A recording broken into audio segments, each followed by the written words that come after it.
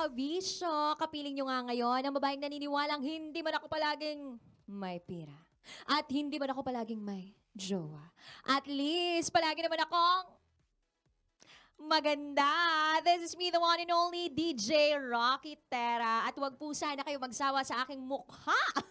Huwag kayong mag-alala dahil mamaya naman may makakasama ako na talaga nga namang napakahusay, napaka-talented at napakagagaling. At sila nga po ay binubuo ng magkapatid na sina Tita Halaman at Gerald Angelo. Ang alt-pop duo na ito gumagawa ng musika mula sa paintings at poetry. Hashtag feel good. Welcome sa inyo, No Lord! Hello. Hello. We're so Hello, happy to DJ be here. Rocky Hello. Terra. Hello, grabe naman. I love the intro. Ay, talaga ba? Uy, ang sarap na makasama kayo ngayong afternoon na to. Kumbaga parang feeling ko tuloy nahahawaan ninyo ako ng pagka-artistic ninyo. Yeah. Biruin ninyo paintings, poetry, tapos music. So, kumusta naman kayo? Ang dami nyo pinagkakaabalahan. We're really enjoying it kasi those are our hobbies talaga since we were young. So, yun, we were really enjoying it na right now na we were able to do guestings like this dahil yun sa art namin, dahil yun sa music namin, and we were able to perform on different kinds of venues. So, yun, we're so happy right now. Yeah. Ikaw, Gerald, baka may gusto ko pa idagdag doon. Yeah, siguro kasi yung work namin related talaga sa ginagawa namin ngayon. Like for me as multimedia designer, so ako rin yung gumagawa for No Lore. So siya sa painting. So ayun, we're both enjoying naman so far. So, nung pinanganak ba kayo ng nanay ninyo, nagdo-drawing na kayo, nagpa-painting na kayo, ganon ba kayo? Nagsusulat na ba kayo ng mga tula ninyo, ganon? Feeling ko yung field talaga namin is a creative field. So, yun. We're so happy na nandito kami sa tamang field na yun talagang gusto naming i-pursue. Yeah. Ayan. So, alam na this, nasa tamang field sila. Oho. Dapat ganun din daw yung mga nanonood ngayon. Dapat nasa tamang field kayo at nasa tamang tao kayo nanonood, diba? Pero, yung pangalan ninyong No Lore, ayan, nalaman namin ay pinaikling No Folklore pala yun. Na para sa inyo ay nangangahulugang don't just dream or tell it, make it happen. Pwede ba naming malaman kung bakit nitong COVID-19 lockdown nyo lang naisipang maging duo? Way back then kasi nung bata pa kami, we used to play separately on different bands before. I used to play as a drummer and then siya ay bassist. So yun, different indie bands lang, not big bands at all. Indie bands lang, just playing for self-expression. Ganun. We just feel whenever we feel like it, or we just play, we just perform whenever we're available lang. So ganun, passion lang talaga. And as we go through it, as nagbabanda kami everywhere. I have a different band, he has a different band.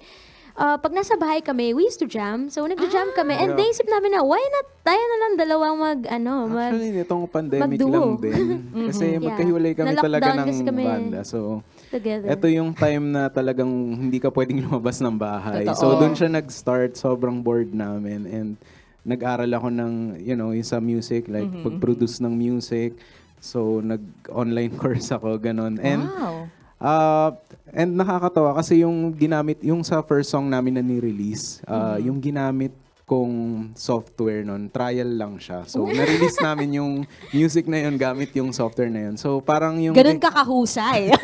May trivia. Ganun kayo kahusay. Yeah, so ganun siya. Then, ayun, nagtuloy-tuloy na. Then, yung pangalawang song namin, sinend namin sa mga record label. So, luckily, nakuha kami ng off the record. Wow. Sobrang ganda nung history na yun. Kumbaga, dahil sa sobrang dami ninyong time sa isa't isa, to the point na na-bore na kayo, tara, tayong dalawa na lang mag-duo. Ayan. Ito namang tanong na ito ay for Tita Halaman. Bilang isang visual artist, ano yung kadalasang tema ng mga obra mo? Ito raw yung ginagawan mo ng mga tula na kalaunan ay nasusulatan mo ng kanta. Usually, kasi ako as a visual artist here in the Philippines, so I do exhibits, ganyan. My art style, I do paintings that talks about emotional intelligence, human emotional intelligence. So, naisip namin na, hey, it's easy for us kasi No Lore is like, we can talk about human emotions, we can talk about love, we can talk about courage. So, parang it's easy na i-mix namin yung 3 art forms in one na paintings, poetry, and music. So parang, okay, since you do paintings about emotional intelligence, why not make something about love? Ganon. So nakuha din namin yung parang music na people can relate to. At the same time, this high art na there's really a market for it, na there's really the audience naman na iba. So, True. Yeah. Napakamalikhain ha. Tsaka sobrang galing, sobrang husay. So, yun yung kay Tita Halaman. And for Gerald naman, kung si Tita Halaman ay responsible para sa artwork and lyrics, saan ka naman in charge sa pagpoproduce nyo ng music? Siguro sa ngayon, more on the technical, like the multimedia and the graphic design, yung mga content, ganun. Sa website, so ako yung gumawa noon. So, I'm more of like a support sa ngayon kasi parang yung gusto naming i-portray ngayon is yung music namin maging sobrang emotional. Like yung yung vision namin for Noler is not na hindi siya maging sobrang technical or dancey stuff na more on emotional. So ayun siguro more on graphic design, multimedia and stuff na. yeah, music can be dancey siguro. Music can be a bop, pero lyrically it's like sad. Kumbaga dapat tumagos siya hanggang puso. Yeah. Yan. Kumbaga gagamitan to ng Maslow's hierarchy of needs. So, nandun sa love and belonging. Pero eto, isa pang tanong, no, paano kayo nag-come up sa klase ng music na ipinoproduce ninyo? Katulad nga ng nabanggit nyo kanina, diba? Gusto nyo emotionally, kumbaga lyrically EQ siya. Ayan, may EQ siya. So, sino din naman yung musical influence ninyo? We have a lot of musical Yeah. influences. Siguro sa local, we love ang bandang Shirley because they also do guy and girl vocal harmonies. Yeah, unison. Singing Male, together. female, unison. Male-female voices. Sa international, siguro Oh Wonder, the XX, Angus and Julia Stone. So yung mga duo din na boy-girl doing vocal harmonies. Wow. And bilang self-taught artist na walang formal education when it comes to music, visual art, and poetry, ano yung most memorable achievement ninyo at ano naman yung most challenging experience so far? Siguro yung nakatugtog kami sa mga like once in a lifetime gigs, like sa UP Fair nakatugtog kami, like hindi pa naman kami ganun kalaki pero ang laki ng audience, nagulat kami. Tapos siguro yung mga shows like sa TV shows, saka nakagawa kami ng EP so far. And ano pa ba? The music videos. Yeah. Feeling ko the time na we got signed, I think that's really a big milestone for us kasi Oo naman. you know that once you got signed, like Yeah. different kinds of promotional stuff na will go to your way. So, yun. Tsaka kumbaga yung fact na nagsimula lang kayo ng pandemya, di Yeah. ba? Yeah. Tapos biglang eto na Parang yun. seryoso ba to? Oo, Let's do kumbaga, this. kumbaga parang hobby nyo lang Yeah. yun eh. Parang ayaw nyo lang mabore, tapos biglang eto na Yeah, yeah, yun. exactly. Grabe, amazing, amazing. Pero eto na! Ready na ba kayo para sa ating game? Oh, Hindi pa. Ay, di pa! ay, mag-ayos pa daw siya. Okay, so dito po natin malalaman kung magkakasiraan na kayo bilang magkapatid or mamahalin nyo pa rin yung isa't isa bilang magkapatid. So this is what we call, how well do you know your sibling? So ang instruction po natin ay isusulat ng ating guest artist ang mga sagot nila sa tanong ko. At nakasalalay ang pagkakakilala ninyo sa isa't isa base sa dami ng pagkakataon na parehas kayo ng sagot. Okay, so eto na. Walang kopyahan na. Okay, so first question. Ano ang paboritong kulay ni Tita Halaman? Okay, so Gerald, dapat tama yung sagot mo dyan, ha? Okay, timer's up! Green! So bakit alam mo na green yung color Kasi na yung favorite buhok. niya? Kasi I don't Buhok change niya. my hair color. It's always green. Hindi na green. Okay. It's always green. Ah, Yeah, okay. green Pero yung alam mo kulay na niya. dati pa na green yung favorite color niya. Nanghula lang ako. Seryoso ba Hindi, yun? kasi- Mahula lang? Hindi kasi yung hair niya green, so in-assume ko na yun yung favorite color Seryoso? niya. So yung kapatid mo nang hula lang ng favorite color mo, so Tsamba tanggap yan, mo naman tsamba. yon. Yeah, kasi feeling ko ang dami niyang color na naiisip. Kasi like, I do colorful paintings. Okay. So, buti na lang, nasagot mo yon. Okay, next question. Ano ang worst habit ni Gerald? Okay, so ano kayo tong habit na ito? Wait lang, hindi wala. Worst habit. Yung annoying ba to na habit? Annoying. Ayan, sige, nagsusulat na po sila. Parang ang haba na po ng sinusulat ni Gerald. Char! Okay. So, looks like meron na talagang nasulat si Gerald. Okay? Please show your answers. Ano sa'yo? Okay. So, ang sabi Overeating sa akin. sabi ni Gerald, it's overeating. Okay. Sabi naman ni Tita Halaman, inaaway our dog. Yeah, okay. inaaway niya yung Could you dog please namin. explain Hindi to naman. us? Wait lang. Hindi naman, grabe. Huwag ka muna magpaliwanag, Gerald. Sandali lang. Pinapuli yung dog namin. Bigyan natin ng pagkakataon Hindi, si Tita Halaman na sabihin Okay, sige. sa atin na explain kung bakit inaaway niyo yung aso ninyo at bakit sa tingin mo that's the worst habit of Gerald. Kasi meron kaming dog. Okay. Her name is Odish. Kasama namin She's a siya rescued dog. minsan. She's an Aspin. Ah, She's a wow. rescued dog. Tapos, sobra kasi silang playmates. Minsan, hinahagis niya, sasaluhin niya. Hindi naman. I was like, huy, baka Kaya ko mas naman ano yun. siya, ma-hurt si Odish. And like that. So, concerned. So you feel like that's his worst habit. Pero para sa'yo, tuwang-tuwa ka na ginagawa yun sa aso. Naglalaro lang kami ng aso. Okay. Okay, so ano talaga yung answer, Gerald? Yung sa akin, overeating. Siguro, naisip ko lang kasi parang, yun siguro yung weakness ko. Hindi ko masyadong nakokontrol sa pagka. Ah, Yun ang okay. naisip So hindi pa naman masyadong affected si Tita Halaman Yeah, about okay it. lang. That's why yung dog yung Yeah. sinabi niya. Okay. Wala siyang maisip. Next question tayo. Ano ang comfort food ni Tita Halaman? Comfort food. Ano kaya itong comfort food na ito? Ay, parang alam na agad ni Gerald yung sagot dito ha. Parang iba. Parang iba. Okay, sige, show your answers. Shrimp! Oh, Tama! Kasi I love shrimp. I like shrimp. Yeah. Anong luto ng shrimp? Iba-iba. Like Iba-iba. any, kahit buttered lang or like kahit sinigang. Any, Basta shrimp. Yeah. And ako naman yung may ayaw doon sa Yeah, shrimp. kasi Kaya parang magkaiba. Yun yung parang naisip ko. somehow, medj allergic siya. So, Talaga. So, lahat ng hindi kumbaga, double the weight na ng shrimp yung mapupunta sa iyo. yeah. Kasi Pag nga, nagluto ayaw yung niya. mama ko, wala siyang shrimp. In Wala siyang fairness, ulam. ha? Alright, next question tayo. Ano ang childhood dream ni Gerald? So Tita Halaman, dapat alam mo ito, ah. Childhood dream. Baka gusto niya maging pilot, ganyan. Seaman. Ano kayo?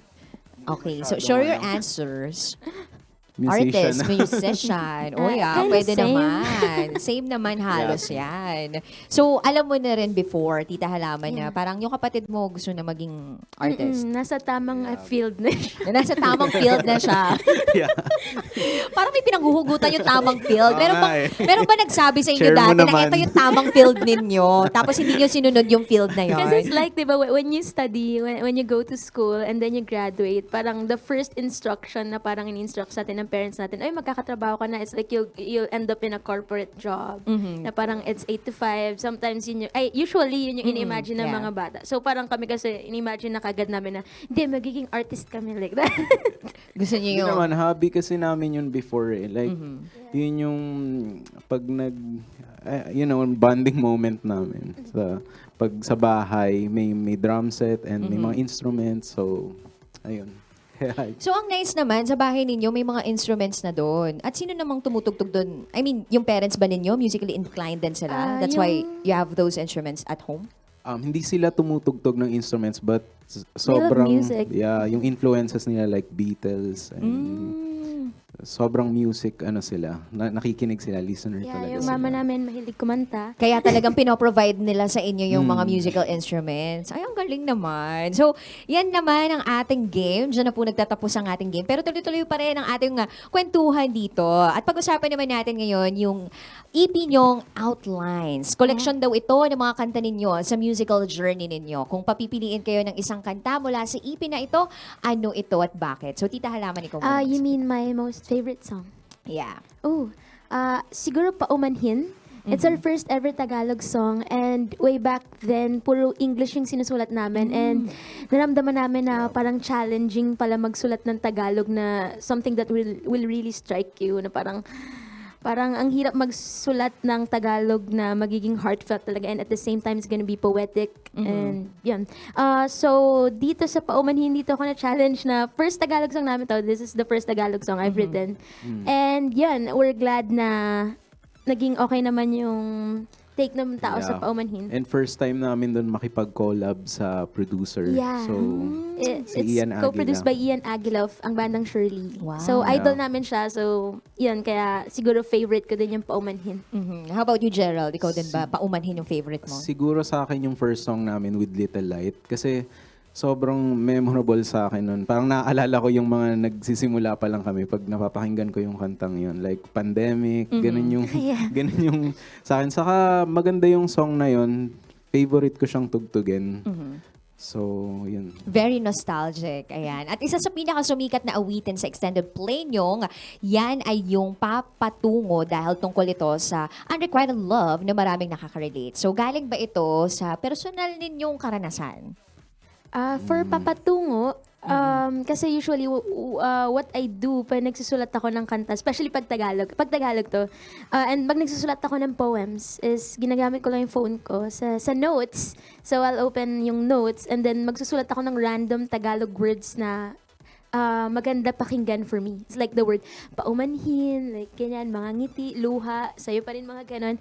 Nagsusulat ako ng random words, and from there, titignan ko kung anong idea or concept yung mabubuo ko na poem, or like, and then somehow I can stretch it to a song. So, yun. Yung Papatungo, honestly, it started there. So, it started sa notes lang. Nagsulat ako ng random words like, I think ang ganda nung patungo na word, and then yung mga wordplay na gano'n, lumalangoy, blah, blah, blah, isipan. Nagustuhan ko siya. So, yan. Actually, nahook na ako sa Tagalog songwriting. That's why we'll be releasing a Tagalog Song namin, song Tagalog din again. very, very soon. So, yan. Nag-start dun yung Papatungo. And from there, I'm trying din na mag-isip ng concept na, you know, people can relate to. So, from there, parang naisip ko, na, why not make a song about someone na, you know, being lost or parang nako-confused siya. So, hindi niya alam kung papatungo ba saan, should you give up na or push through pa, parang ganon. So, yan, I think it's a song na everyone can relate to kasi at some point in our lives, you know, parang at some point na feel mo din na you're confused or like Lost. yeah, either sa career, sa passion mo, or like sa love life. There. True. So si Gerald naman, nung time na yun na iniisip mo lahat ng yan, nandyan lang siya. Kasama mo dun sa Yeah. pag-conceptualize din nung ano, Yeah, yeah. ng lahat ng yan. So, sobrang straightforward lang for me nung song. Like, Yes. maintindihan siya agad, isang kinig mo lang. Then, siguro sa music, ito yung first song na parang sobrang chill lang yung vibe namin. Kasi Easy parang listening. kilala kami sa parang sobrang dramatic na Malalim. oo, malalim, and yung mga instruments na ginagamit namin like taiko drums, you know that na yung Japanese traditional instrument. So mga ganun. So and may mga effects like yung mga clock, mga ganun. So etong sa Papatungo sobrang ano lang, chill lang nung ano. And ganun talaga yung like yung goal namin dun sa song na yon na parang magkaroon kami kasi It's gonna be the happy song. Parang Yeah. somehow happy song, bop song sa kasi sa outline. as a musician or parang goal mo yun na parang matap mo lahat ng emotions na yun, like happy song, sad song. So parang ito na yun yung Papatungo, chill lang, and pero yung lyrics niya so emotive din. So emotive pa rin. So ayun. Nak, so you've been known to have the complexity of parang mga instruments, ganyan, madaming mga Yeah. parang napakahuhusay, kumbaga magagaling lang yung nakakagawa ng Hindi mga ganito. naman. Hindi, kumbaga ganun, 'di ba? Pag medyo mahirap para sa mga musician na gawin to mga mga instruments na to, ibig sabihin napakahusay ninyo talaga. So, ayan, alam ko na kung saan din to patungo, ladies and gentlemen. At dahil gusto ninyo nang marinig at gusto nyo na po ninyo na makita live na live ang kanilang performance, eto na nga po, ang No Lore.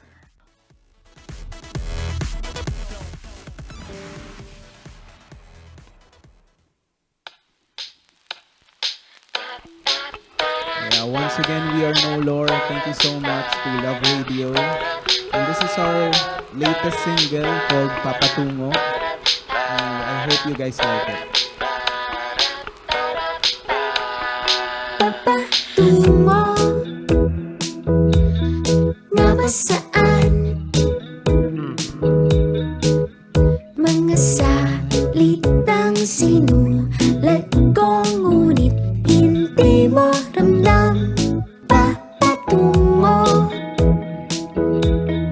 nga ba saan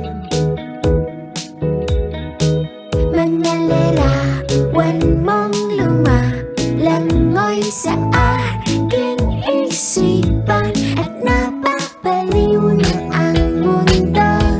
Ano nga ba ako sa'yo? Ba't tila walang saysay sa'yo ang isang katulad ko?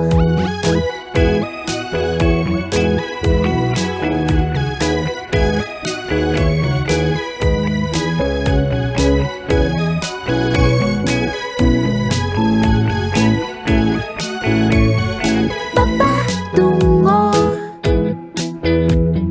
nga ba saan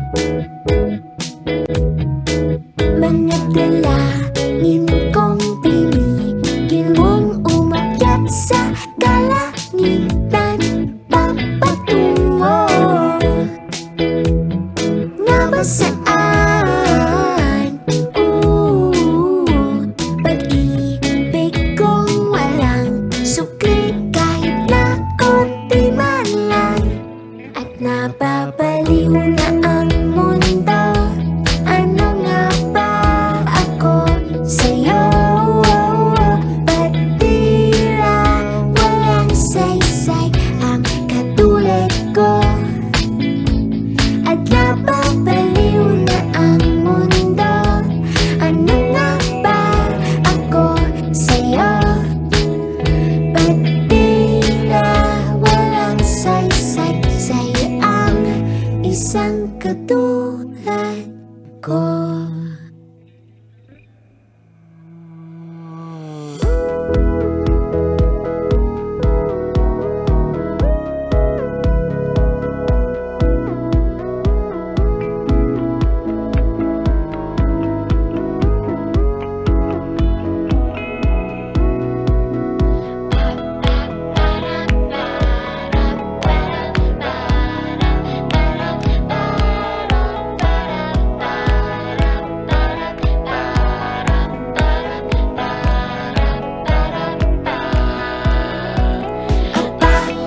Para saan kung di mo naman nararamdaman? Para saan kung di mo naman nararamdaman? Para saan kung di mo naman nararamdaman? Para saan kung di mo naman nararamdaman? Para saan? Para saan? Para saan? Para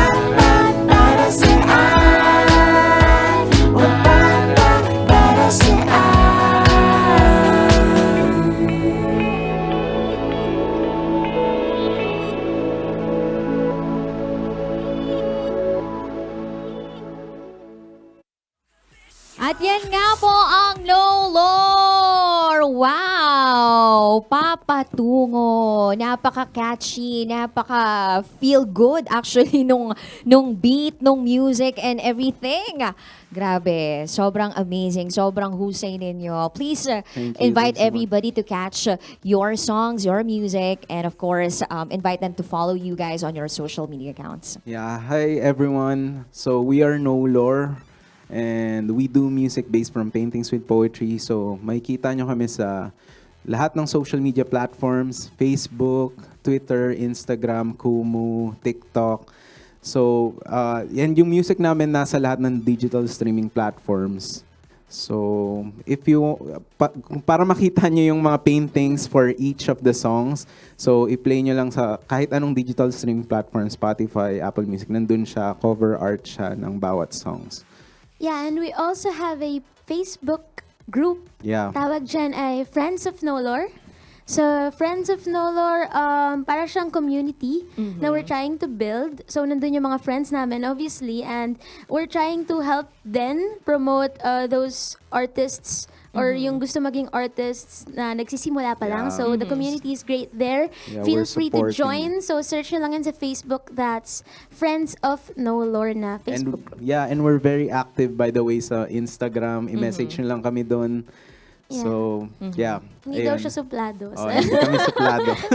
Hindi naman pala yung suplado eh. Ayan. So, PM lang po. PM is the Yeah. key. And ang ganda rin ng parang advocacy ninyo all at the same time. You're having music, you have these art forms, artworks, poetry. Tapos at the same time, you're encouraging other artists no, na sumama na rin sa inyong journey. No? Ayan. So, congratulations sa Thank inyo. you. Thanks so much. And thank you also for being with us today. Yeah, so honored to be here. Oh, thank Yeah. you. Ayan. So, kabisyo, sana nag-enjoy kayo at huwag niyo pong kakalimutan na suportahan ang Nolor. At nakapiling niyo nga po, babaeng naniniwalang hindi man ako palaging may pera at hindi man ako palaging may jowa. At least palagi naman ako maganda. DJ Rocky Terra. At ikaw'y nakatutok dito lang sa Stasyong Feel Good 90.7 Love Radio. Bye, people! Thank you! Thank you.